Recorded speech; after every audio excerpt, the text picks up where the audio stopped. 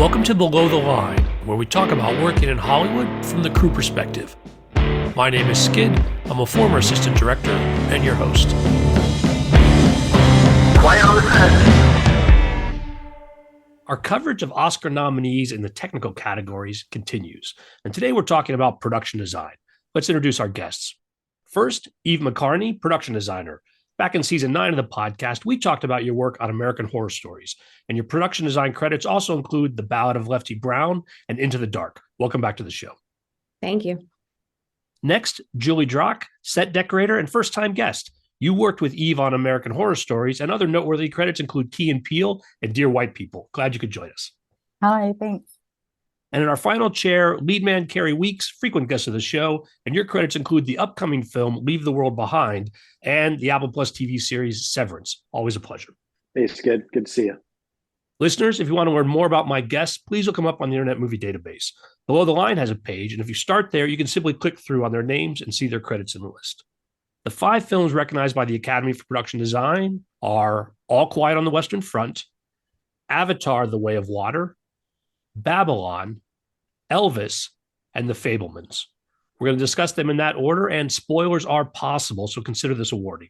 Once again, we like to recognize our below-the-line compatriots by name, even if it means I'm occasionally mispronouncing some of them. Apologies in advance. First up, All Quiet on the Western Front, production design by Christian M. Goldbeck, and set decoration by Ernestine Hipper. Now, I don't care who starts. You guys can choose amongst yourselves. We can, I'm happy to talk about this one. Julie, please. I thought it was beautiful. Absolutely beautiful. The palette was so controlled. And I think in these vast landscapes, like watchers don't have any idea how much stuff goes into that. Like how all your set dressing, all your pieces and parts just get eaten up in that landscape. So there's so much work going there. And I think that they did such a good job with textures, like maintaining this controlled palette. Like the wood is raw and eaten and shot, and all the dirt, the mud, everything. It was just absolutely beautiful. I also saw that it was maybe a $20 million movie, which is a little bit shocking. It seems like if they accomplished that with that budget, I think that's absolutely insane. This is one of my personal favorites in this category. I think if they gave an award for best mud, it would definitely go to All Quiet on the Western Front. I was very impressed with the granular detail that they went into in the trenches. It was just, I wanted to freeze the frame and just check every inch of it. And like you said, it is so easy to, in a set that size, to just swallow stuff up. And so it takes an immense amount of material to have it look fully fleshed out and not like a set. And they really did that. The amount of detail that they put into each of that is just really astounding. It all felt so full and rich. And then also to your point about best mud, I feel like this is one, like we all know that everything's such a collaborative effort in any kind of filmmaking, but this one in particular, I feel like special effects within the production design of the film, like that collaboration, I feel like is so distinct in this film. Absolutely. Whenever you add water into a set, I think it's really challenging. And they were in standing water in several scenes. And I had the same thought, Julie, of like, wow, they really had to collaborate on that. And I feel like you could really feel the despair of the characters on both sides. They did a really good job of making that come through. The designer was quoted as saying he wanted the people not only to see it, but to be able to smell the set, which I thought was really interesting. And I think they accomplished that with all the detail that they put into it. And to your point, being down in those foxholes and those trenches, it was the type of wood they used, all the little accoutrement that existed because they were in those spaces, they were living in those spaces. The detail was just off the chart. And 20 million, I'm with you, Julie, that's incredible. That's mind-boggling that they could do that. Worth a deeper dive. I tried to look at a few sites to see if that was real at all, and also that it was apparently shot in 55 days, but I shouldn't be quoted on that. That's what Wikipedia says. But Okay. Yeah, it's pretty mind-blowing. They were in Europe, right? So sometimes, depending on where you shoot, your labor costs, a lot of your material costs can go down. They shot Absolutely. Elvis in Australia. I know I'm getting ahead of ourselves, but there's a big savings there from shooting in Tennessee.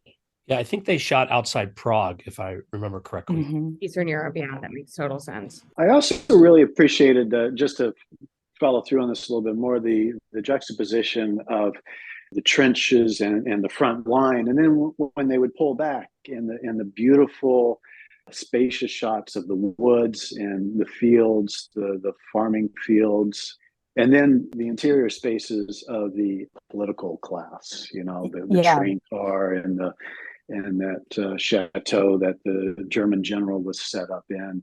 It was really interesting too, the focus on food among the political and ruling class. It showed a lot of eating there, Right. and how hungry the trench people were. So props too was just the propping in that movie was really excellent. Absolutely. Yeah, the whole team was fantastic. Yeah. Delivered. Yeah.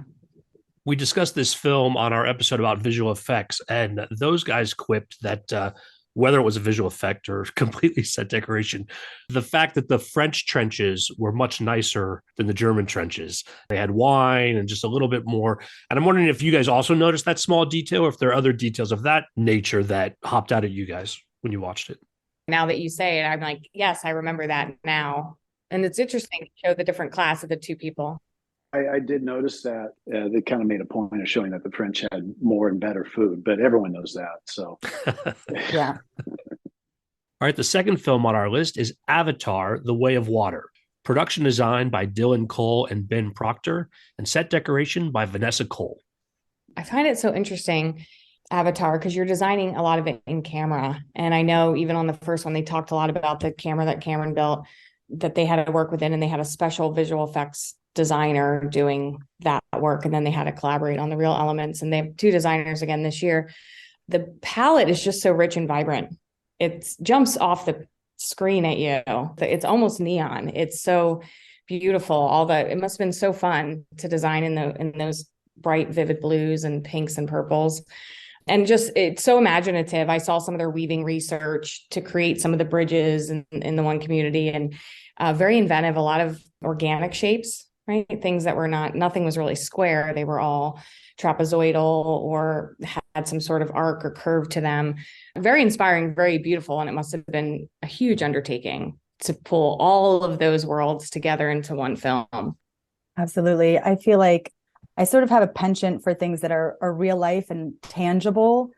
So when I was thinking more about this film in terms of this conversation, I really had to remind myself to appreciate that everything was designed. It wasn't like, and then we'll grab a bunch of horses and then they could be riding horses. It's like, what does the animal look like? What does the flora and fauna look like? Like everything is ground up, designed, and the creativity behind that is so massive.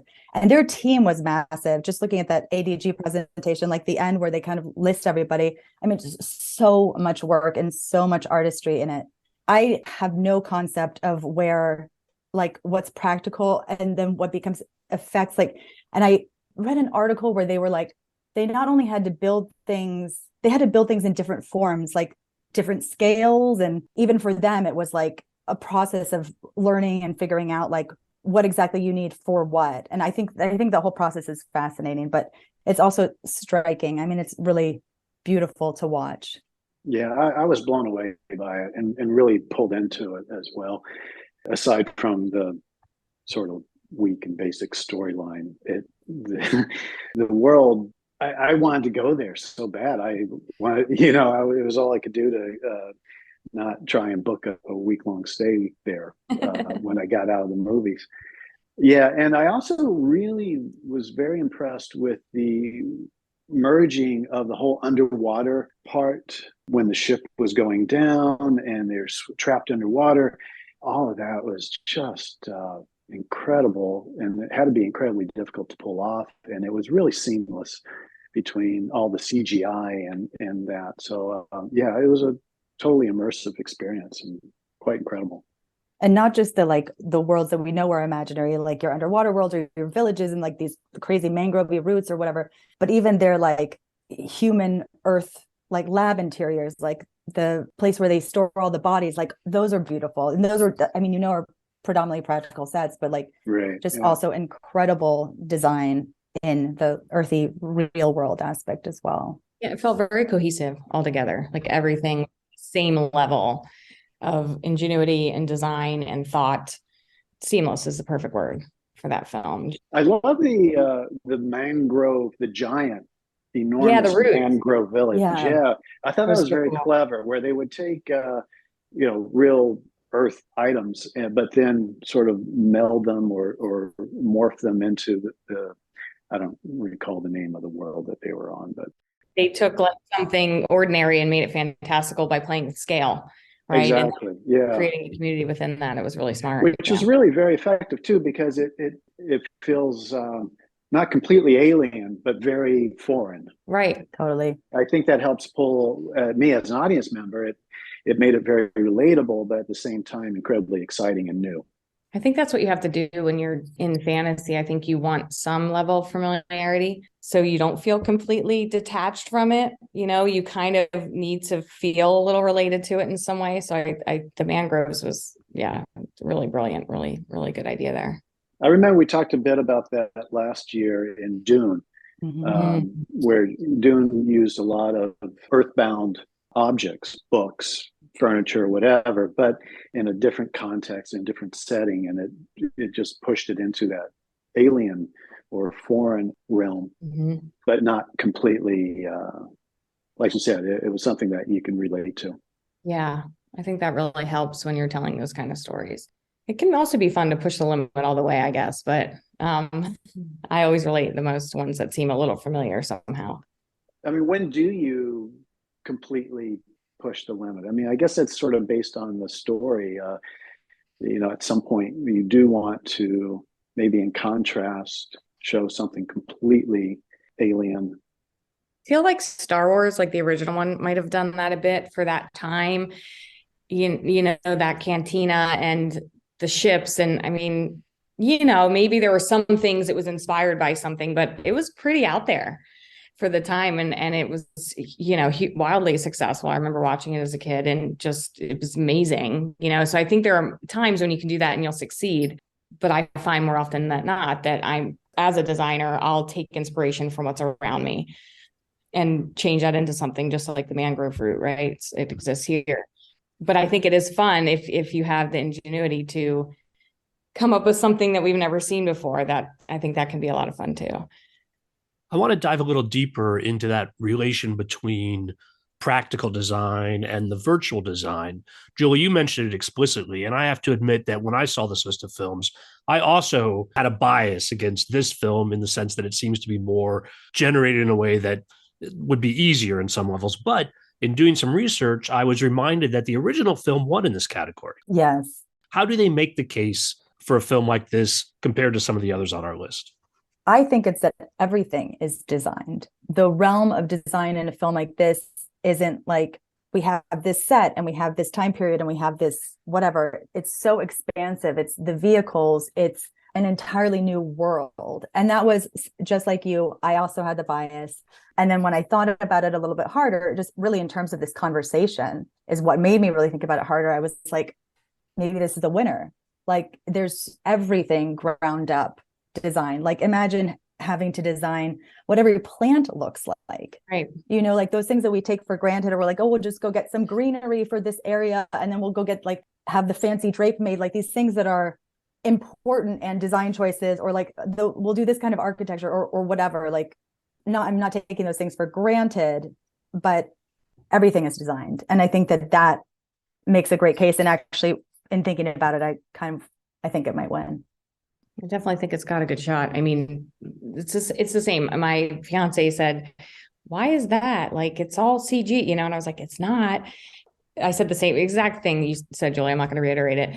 And he went, oh, I didn't think about it like that. So I think there is that notion that a lot of people share that it's just made in a computer, but it's not pulled from some stock inventory of silhouettes or furniture, whatever, some sort of library. It's every single thing, every single piece. So yeah, it's a huge vision of an entire world. And to make it all make sense with all those different environments, real and in that world and underwater, takes a lot of thought and a lot of planning and a lot of coordination between departments. So I think it's epic. So much. And when you compare it to, and like look, I thought Fablemans looked great. But when I look at the presentation for Avatar and then I look at the presentation for Fablemans, I'm like, big deal a little bit. Because it's, it's his childhood home and it's period and it's gorgeous and the wallpaper, we'll get into that. But you think about the scale.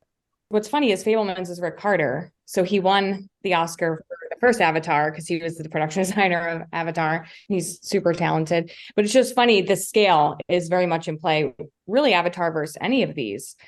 The amount of prep time and shooting and everything else, I'm sure was 3 times as much as any of these other shows. So I think it's a real contender in this category this year for sure. In terms of scope, I did read an interview with the designers of Avatar, and they asked them like what their reaction was seeing the movie and like how that made them feel. And both of them were like, I just can't believe we did that. Like, oh my God, like that was so much work. Like, I can't believe that came together. I kind of marveled at that because I feel like when you watch something like this, you're like, they're pros, like they got this, like, but it's still, even for them, like an incredible feat. I think it's easy to take it for granted because we see so much CGI generated stuff in video games and everywhere else, or even TV commercials. And there is kind of a sense that there's very little effort behind it. But as you guys have pointed out, every single item, there's a choice, there's a decision, there's design behind it. And it's interesting when you create a unique universe, it leads to that. In doing Severance, there's what we call the Lumen universe. Everything has to be filtered through. Well, would this be in the Lumen universe? How would this item look in the Lumen universe? And so there's a lot of thought and a lot of forethought that goes into every choice. I just wish the story had been better. Yeah, maybe the next one. Maybe the next one. Well, it is an aspect of these episodes that even a film that maybe I didn't enjoy for whatever reason, breaking it down into specifics of the nomination is always really educational. And with that in mind, let me bring your sense of design to the third film on our list, Babylon. Production design by Florencia Martin and set decoration Anthony Carlino. I didn't see this one, so I'm going to have to sit this out. I just did. I watched it for this podcast, and it starts with a bang. The beginning is really beautiful. Well, obviously they start in an exterior, but when you go into Wallach's party, it's insane. It's madness. While I was watching this movie, I was like a little bit jealous just in terms of how much fun it would have been to research this time period. And it's like old Hollywood. All the sets were beautiful. Another favorite of mine was the kinescope stages. Yeah. They were all exterior. I had no idea that existed. It makes a lot of sense now, like when films were silent and you need sunlight, lots of light, like you make these stages outside, but they had put them all, like all these strange sets right next to each other. Like on this one, we're shooting a bar. On this one, it's some like jungle thing. And on this one, and they're all just right next to each other. And I thought they did a really beautiful job with that. Yeah, it was a really, really fun to watch. They built part of that exterior, the Don Wallachs. They built a partial exterior and then did like a VFX extension on that. That whole opening sequence was probably the biggest builds of the show, right? And it was done beautifully. They really dug into the research there. And I love the jewel tone palette. It's very lush and rich, and it's all the things, old Hollywood. And then you've got those desert landscapes where it's very dusty, and a bit more browns and tans. I think the biggest thing for Babylon is the research that it took, because I was looking at the research and I was looking at the stage sets that they did, and they're dead on. It's exactly that. So, replicating that in that way takes a lot of effort and detail and coordination, just like all the other films we're talking about. And then the multiple time periods showing the evolution of the business. I thought it was really beautiful. I wasn't a big fan of the film itself, but it looked great. That's kind of speaking to your point, Skid, that like in terms of this conversation or whatever, or even in terms of our own crafts, where like what we work in, or even on, sometimes like you do separate your enjoyment of the story itself versus like the artistry in this other specific arena. I mean, I feel like I do that with things that I'm employed on sometimes also, like can still be really proud of that, even though you're like, I don't know, that script was interesting, but I think, yeah, same Eve. I feel the same way. So you think from a production design perspective, the claims that this film has is the scale and scope of some of these sets and the detail of the history periods and the multiple periods involved in that. Yes. Yeah. With a period film like that, the most important thing is getting it right.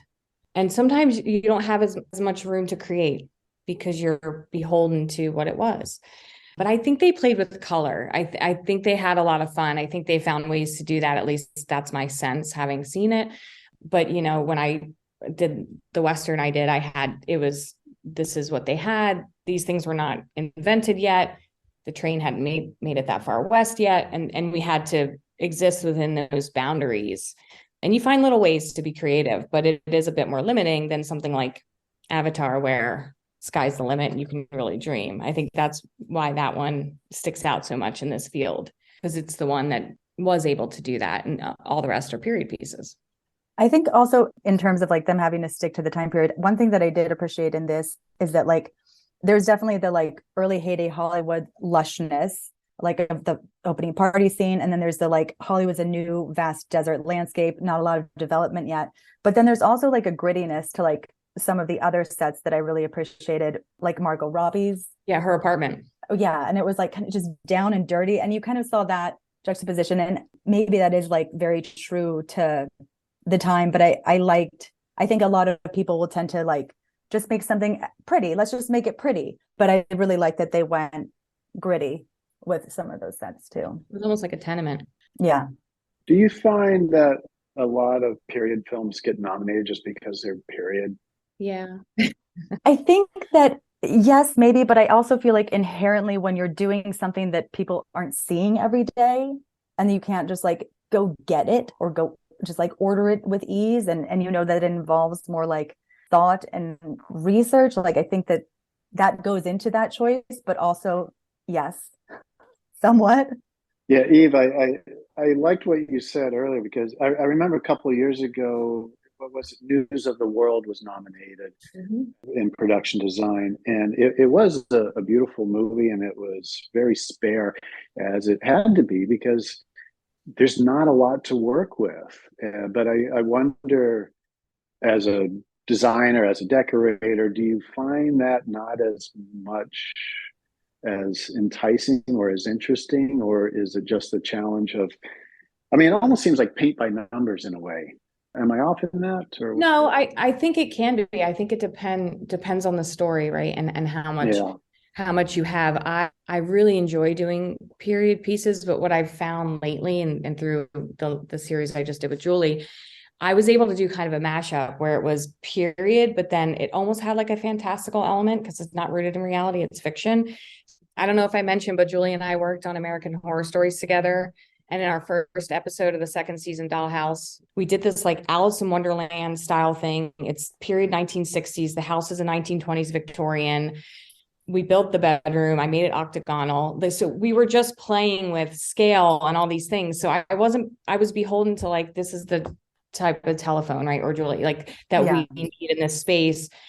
These wallpapers are period. That makes sense in that period, and the furniture and decor. But then we did a lot of stuff within that didn't really necessarily exactly fit it, but fit the story and what we were trying to do with the story. So I find for me personally, as an artist, that's a much more exciting place to play, because I can create, I can dream a little and kind of go outside of the box. And that's kind of the case of that series as a whole.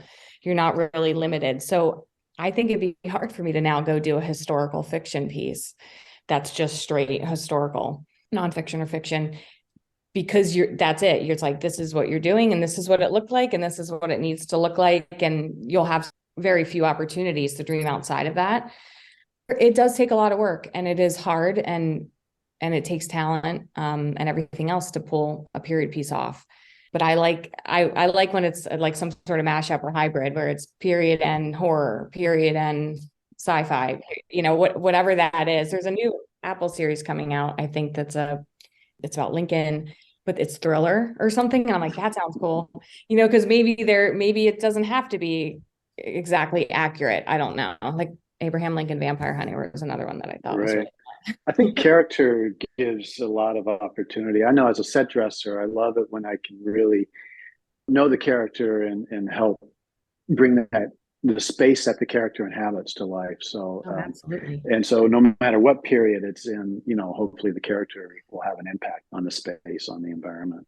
Yeah. It's that final layer. Julie's excellent at that final layer that it just makes all the difference. We've all been in Yeah. sets that don't have it, and it feels like a set. It doesn't feel real or rooted in reality or tied to anybody in particular. But when you add in that last layer, that's what really sells it. And to your point, you can play in that realm, but that's more in her camp than my camp, right? Yeah. So that's down to you guys.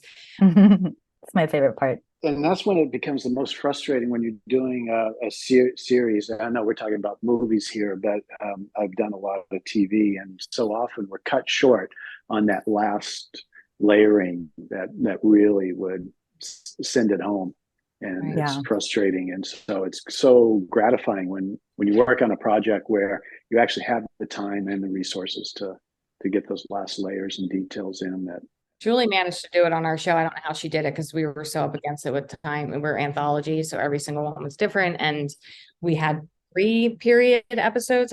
She got the 1960s one, and then we did a 1700s colonial episode that was called Milkmaids, and she had to do that, prep that in like 3 weeks. I think I was sweating a lot all the time. You were. One But day it I was went up to her, I'm like, your bangs are just like plaster to your forehead. I was like, I don't care. She's like, I can't but- look at any more mirrors, because we had like period mirrors and Bloody Mary. Like there was a lot, and you're really limited on time in TV. That's the thing, right? Like these Such a films, they probably didn't have enough time. Nobody has enough time. No, anymore. there's never enough time. The ask is too much for the time always, but they had more time than we have in TV for sure to really think these things out. But yeah, Julie killed it. It was amazing. The 4th film on our list is Elvis. Production design by Catherine Martin and Karen Murphy. Set decoration by Bev Dunn. So, we get our presentations with the ADG, and I always love to see everybody's process. It helps me decide who to vote for. And in there, they talked about how they delved into his life for 18 months. They came to Tennessee and traveled and saw his houses, the apartment where he lived, whatever was still standing. And they were able to actually go to Graceland and see his clothing and all the various things that they've collected that just gave them a sense of who he was as a person and his environments. And then they built that into the design, which I thought was excellent to hear. I think it's so rare you have the opportunity to do that kind of deep dive research. And it's almost like a forensic research at that level. It's almost like a crime scene. You're looking at every little detail, and then you're putting that into the design. And I thought it was really beautiful. I thought they nailed it. It's everything they did was so spot on for when you look at the research and then you look at what they created. So going back to our last conversation about period pieces and just kind of replicating something that was, or not really being able to take it to a next new level, or I think that they did that in this. Everything is beautiful. Everything is stunning. The Beale Street, I mean, Catherine Martin is a genius. I have to say, and obviously as well as Karen Murphy and Beverly Dunn, but everything is so beautiful and so luscious. And I don't doubt that they did Graceland almost to the T, right? Or that Tupelo scenes were based on real research, but every set was so full and so rich and vibrant, but also so believable. But I think that they took the historical aspects of a lot of these sets and then one-upped it and made it sort of their own thing. I mean, it was stunning. This is what I would pick to win. Yeah. The carnival stuff, that house of mirrors, all the graphics, it's insane. It's so much work. It's just so good. And again, they created an entire universe, even though it was historically accurate and historically true. Like you said, they took it up in a couple notches, not just one, but several. It was it was a beautiful film. I kind of had a visceral reaction to the movie though, and I couldn't finish it. And maybe I should go back and give it another shot. It was the first movie out of this collection that I saw. I don't know. I really had a hard time with the depiction, and that kind of took me out of looking at the sets and pulling me into the whole story of it and the production design. I had a similar experience the first time I watched it. I did finish it though, but there was something about the energy was so frenetic in it. It was borderline seizure inducing. I was like, I can't. And I also originally had a little bit of trouble with believing Tom Hanks in that character. He's just so well known and so beloved, and he does a great job. But I was like, but that's Tom Hanks. You said that, and that was kind of pulling me out initially, but I definitely had remembered how beautiful it was. And then I watched it again recently, and the second viewing, it was much more palatable, and I enjoyed it a lot more. It's so interesting. I mean, all her work, you know, Gatsby and all her collaborations with her husband are just sumptuous. They're just delicious to look at. You know, it's like for the eyes. And to your point, Julie, it's like they did take the historic, they took all that and they built it in there, and then they built on that in a way that not every film can do, I think. And I think that they were very creative. And the palette was just stunning. I mean, all the colors were so rich.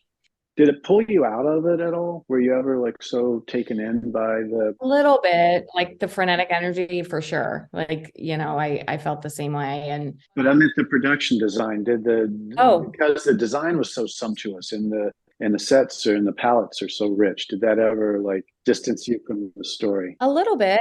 Yeah, I was looking at them a little more than paying attention to to the characters, which doesn't happen often. Yeah, it's just gorgeous. I mean, I remember when I saw Gatsby too, I was just like, my mouth was on the floor. So they didn't disappoint with this. And they, you know, 2 years, they were prepping this for 2 years. And really, I mean, to have that kind of time to get into a story and to build the world and to build the story is incredible. So, and they did a fantastic job. And the cars, right? The cars were a big part. Yeah. For him and the world. And so in that point, they were very selective with the cars. They built Beale Street, right? They built the facade, and then they did the VFX extension. And to recreate that from nothing is it's pretty insane. And for it to look the way it did and just feel so rooted in reality and so real. Yeah, Beale Street was amazing. It makes me wonder sometimes. I mean, this happens more often than not, where I think the production design actually upstages the story and the actors. Almost seems like something that producers should consider. Is your script up to the production design team that you have in place? Because if not, at that point, you're into it, right? Yeah, it's a little too late, I guess. I also feel like you got what you got. Everything that Baz Luhrmann does is like intense on every level, right? Like the shots are always moving, the costumes are heightened, the production design is heightened, the editing, like everything I feel like he does is so heightened. Right. So it kind of feels on par with his aesthetic, that everything's a little overwhelming. Yeah, for sure. And they must just live it when they're on. I mean, because they're a couple, right? So they must be like eat and sleep and dreaming, and like it just must be their world for that period of time. That's it. This is what they're doing, and that's so intense. You know, it obviously is very successful, but I think that would be really intense if I had to exist in that bubble the entire time. I was kind of thinking about that in terms of, obviously they're like insanely creative powerhouse couple, but in terms of like, and don't misunderstand this statement, but like what kind of advantage she gets as a designer, like being in the story from the get-go and seeing everything from the get-go, as opposed to be like, we'll start her 6 months out or like 8 months or whatever. Right. Like she's living in it from the birth of the concept, right?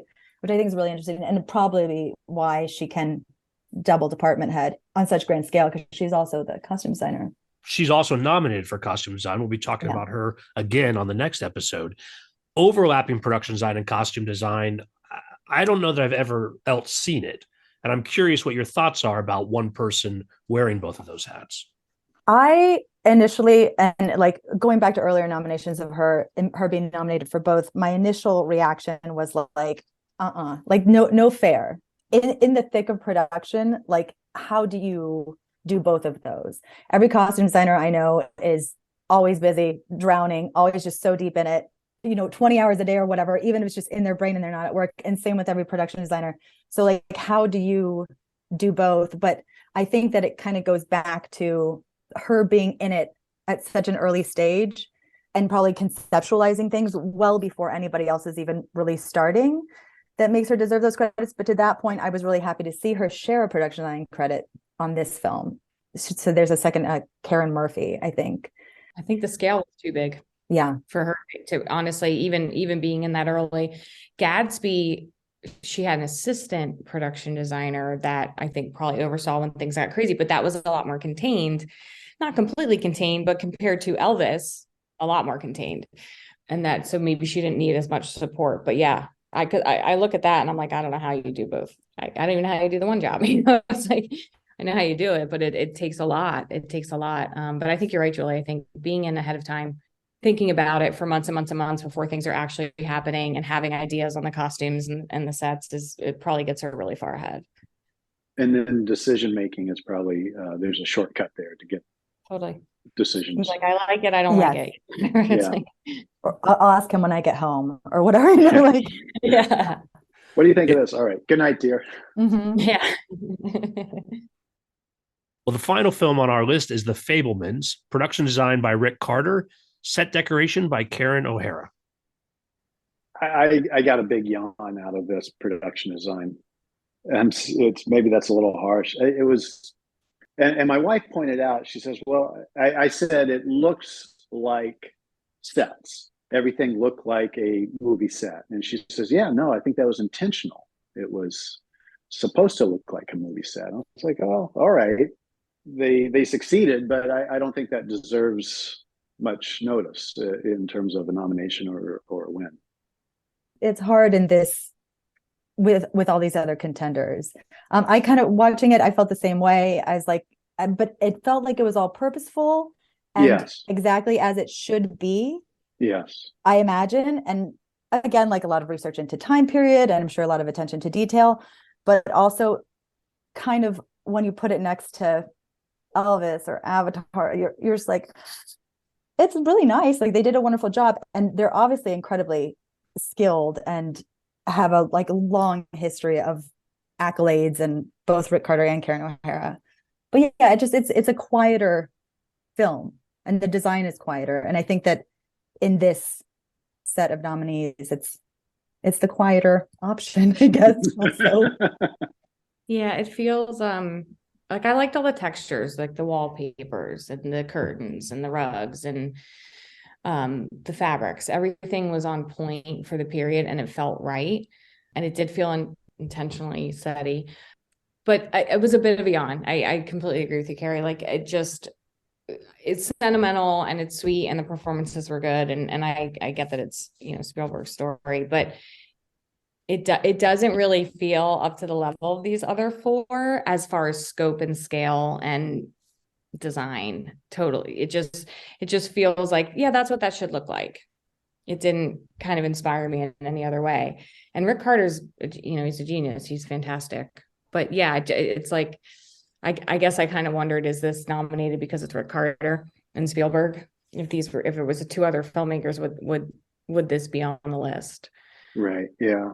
I really like the prop. So I was Yeah. totally enamored with the movie camera coming out of the box and all that. I thought, oh, that was really beautiful. Yeah. Yeah. I mean, it's no small feat. Any of it, I think, it's Sure. no small feat. It's hard. It's really hard. Yeah. But kind of back to what Kerry was saying earlier, like, do you think some things get nominated just because they're period? And this might be a case where I'm like, oh, maybe. Or saying, just as Eve said, because of who did it. Yeah. Yeah. I was talking about this the other day. The awards season, it just, there's a lot of campaigning going on. There's the films with the most money that do a lot of press, and they send out the screeners, and I'm also getting these little booklets in the mail with promoting sets and things. And that's all fine and well, and that's ADG, not Oscars, but I believe in merit-based. I believe in this this earned it, this is deserving to be nominated. And I think in the period, it's nominated in the period category in the ADG, which makes sense to me because there's 5 nominees in that category. But with only 5 nominees overall for Oscars, should Woman King have been in this bunch? There were other films, I think, on the radar that had a little more scope and scale, and maybe not the pedigree. So it's hard to know what they were thinking when these nominations came down. But and again, it's a good movie. It's well designed. It's as it should be. It's a very startling juxtaposition against the other four in the race, I think. Yeah. We like to give shout outs to films that didn't make the final list, but that you thought were noteworthy in 2022. Eve, you mentioned The Women King. Is there specific aspects of that you thought it should be on this list that you want to call out? Again, it was kind of creating this world, and there was just so much scope and scale, and it was beautifully executed and done and beautifully shot and beautifully acted. And it's all the things. And I saw that it was on the list. They had all the list running of what might be on there. And I thought it had a really good shot. I was kind of surprised when it didn't make the cut. Julie, Kerry, other films that you thought were noteworthy last year? For me, it's Bardo, which I think should be nominated for everything. I think I'm so kind of alone in that, especially just one of my favorite movies I saw last year. But I thought production design was beautiful, and I thought the film was so great. I mean, it's like real life and so much surrealism all kind of coming together, and it's visually stunning. I'm sad I didn't see that one anywhere. It's on the cinematography list. Just kidding. Well, yeah, I guess I didn't see that. Look at that list. And it's up for an ADG, I'm pretty sure. I think it got some SDSA also, but I mean, I'm talking like best picture. I think it should be there. I also think it should be in this category. I think it got a little shunned. Kerry, how about you? Any other films? The only thing that pops into my head for some reason is Emily the Criminal, which was a small movie, low budget, very delightful. Took place in LA and sort of showed a underside of LA in a nice way. But I don't think it was worthy of being nominated. But that's the only thing I can recall that off the top of my head right now. Kerry, Liz Tunkel, the production designer on that, she was on the show to talk about Marcel the Shell with Shoes On, that she was also the production designer for. And I also enjoyed Emily the Criminal. She might be back. I'm going to tell her how much you liked it as well, and then we'll see if she doesn't come back and talk about it. That's with Aubrey Plaza, right? Yeah. Yeah, I saw it. It was good. I liked it. Yeah, it was good. All right, on that note, we're going to call it a wrap. Thanks so much for sharing your insights. It was really fun having you guys here today. Thank you so much. It was really fun. Thank you. Thanks, kid. Listeners, I always appreciate your feedback. You'll find my contact info at our website, belowtheline.biz. That's B-I-Z. This is Oscar episode 7 of 10, so if you missed any, I hope you'll check them out before the Academy Awards ceremony on March 12th. And please subscribe if you haven't already. Thanks to Curtis Five for our music and John Wan for our logo. The logo is available on t-shirts, mugs, and stickers at redbubble.com. To all of our listeners, I appreciate you. Please rate us wherever you get your podcasts and tell your friends. Thanks again from Below the Line.